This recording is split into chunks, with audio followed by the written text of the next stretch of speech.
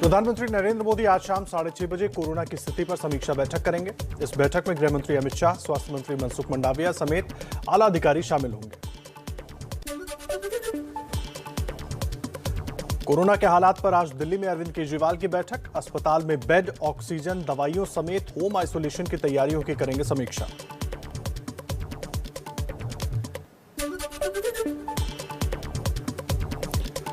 पश्चिम बंगाल के नादिया में एक स्कूल के 29 बच्चे कोरोना पॉजिटिव। नवोदय विद्यालय के इन बच्चों को घर भेजा गया। घर वालों के संपर्क में प्रशासन।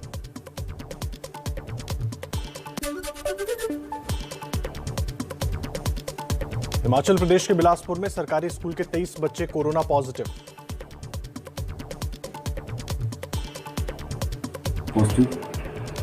पाया गया।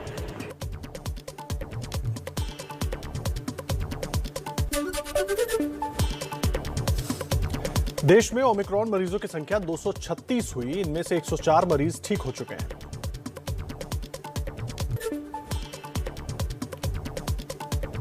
दिल्ली में रेस्टोरेंट्स और बार 50% क्षमता के साथ खुलेंगे। शादी और दूसरे समारोह में सिर्फ 200 लोग शामिल हो सकेंगे।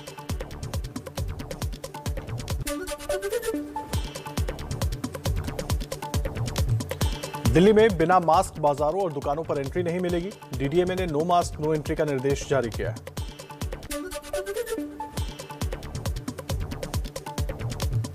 हरियाणा में 1 जनवरी से वैक्सीन की दूसरी डोज अनिवार्य। बिना वैक्सीनेशन वाले लोगों को सार्वजनिक जगहों पर एंट्री नहीं मिलेगी। स्वास्थ्य मंत्री अनिल विज ने दी जानकारी।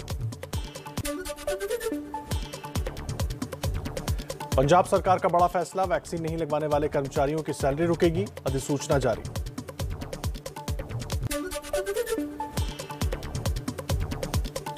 ओमिक्रॉन के खतरे के बीच दिल्ली में डॉक्टरों की हड़ताल का 7वां दिन। एमपी और पटना में भी जूनियर डॉक्टर हड़ताल पर। नीट पीजी की काउंसलिंग में देरी के खिलाफ हड़ताल।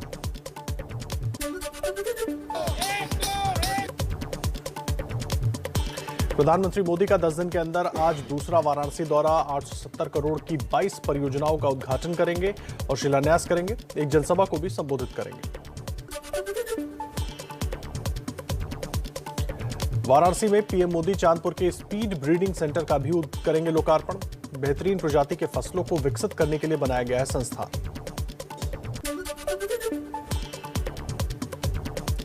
केंद्रीय सड़क परिवहन मंत्री नितिन गडकरी आज पश्चिमी यूपी में कई हाईवे प्रोजेक्ट का शिलान्यास करेंगे। मेरठ दिल्ली एक्सप्रेसवे का लोकार्पण भी करेंगे।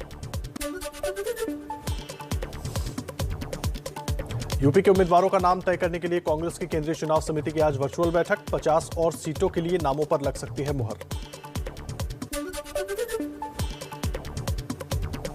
पंजाब के सीएम चन्नी की आज 32 किसान संगठनों के साथ बैठक। कर्ज माफी, मुकदमा वापसी, मृत किसानों के परिवार के एक सदस्य को नौकरी देने समेत कई मुद्दों पर चर्चा होगी।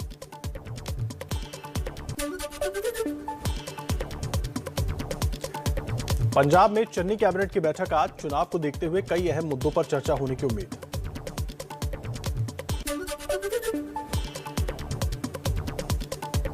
उत्तराखंड के बड़े नेता और पूर्व सीएम हरीश रावत का कांग्रेस पर बड़ा सवाल। ट्विटर पर लिखा, मुझे संगठन से ही सहयोग नहीं मिल रहा। मदद तो छोड़िए, संगठन तो नकारात्मक भूमिका निभा रहा है। हरीश रावत आज शाम या कल दिल्ली आकर आलाकमान से कर सकते हैं मुलाकात। मिलकर रखेंगे अपनी बात। हरीश रावत के बयान को लेकर उत्तराखंड के पूर्व सीएम तीरथ सिंह रावत का कांग्रेस पर निशाना। कहा, हरीश रावत जैसे लोगों को की पार्टी में नहीं सुनी जा रही है, अब उन्हें आराम करना चाहिए। हरीश रावत जी जिस तरह अपना दर्द बता रहे हैं, बयान कर रहे हैं, तो उसको देखते हुए निश्चित है कि उन्हें विश्राम कर लेना चाहिए।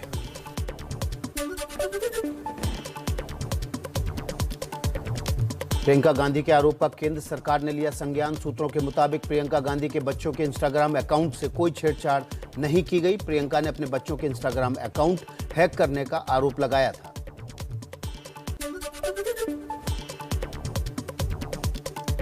प्रियंका के आरोपों पर बीजेपी का पलटवार। प्रेम शुक्ला बोले, गांधी परिवार को काल्पनिक आरोप लगाने की आदत हो गई। कपोल कल्पित आरोप लगाने की जो है आदत हो गई है गांधी परिवार के दोनों बच्चों की। जांच में दूध का दूध और पानी का पानी हो जाएगा। मुंबई के खार पुलिस स्टेशन पहुंची कंगना रनौत, किसानों को लेकर अभद्र टिप्पणी मामले में दर्ज कराएंगे बयान।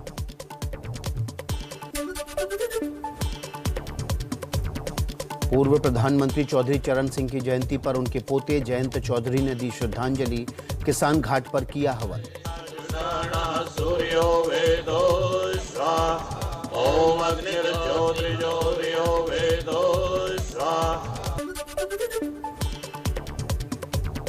बीएसपी अध्यक्ष मायावती ने अयोध्या के कथित जमीन घोटाले में सुप्रीम कोर्ट से दखल देने की अपील की, कहा उच्च स्तरीय जांच की जरूरत। मामला अति गंभीर है और इस मामले की उच्च स्तरीय जांच होनी चाहिए।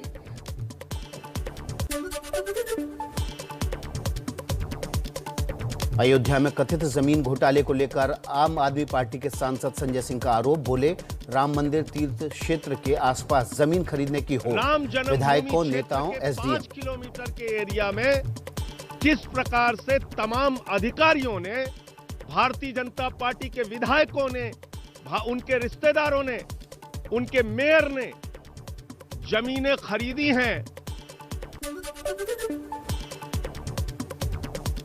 कथित जमीन घोटाले को लेकर कांग्रेस का भी बीजेपी पर वॉर। रणदीप सुरजेवाला ने कहा बीजेपी के लोग जमीन खरीद रहे हैं, ये रामद्रोह है। पीएम की चुप्पी पर उठाए सवाल। पुरुषोत्तम राम के नाम पर मर्यादा को ताक पर रखकर सीधे आम लूट मची हुई है।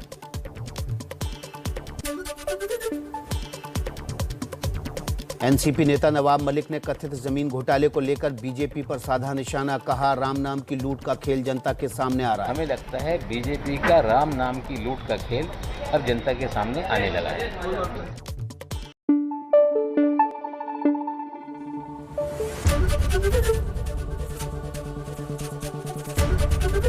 एबीपी न्यूज आपको रखे आगे।